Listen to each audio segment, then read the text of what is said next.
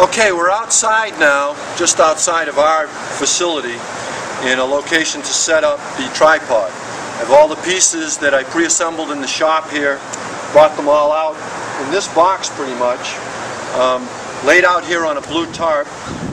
The reason I have the tarp is that it gives me a place to work from, and it makes it much more difficult to lose the small parts that I have.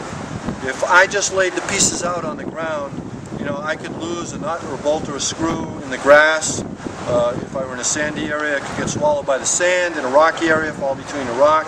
I think it just makes it easier to have a place to work from. Okay, the only other tools I have at this point, from what I've already shown you back inside when we were doing the pre-assembly, is a shovel for making trenches to run some of our wires in, and a sledgehammer for driving the stakes in. Other than that, I just have the tools that I used inside. A note about this particular site. This is pretty much where not to set up a weather station. These trees are much too close to the sensors for me to get real life readings from them. You know, the trees are going to interfere with the wind speed, with the direction, as well potentially rainfall and the sunlight reaching the power sensor.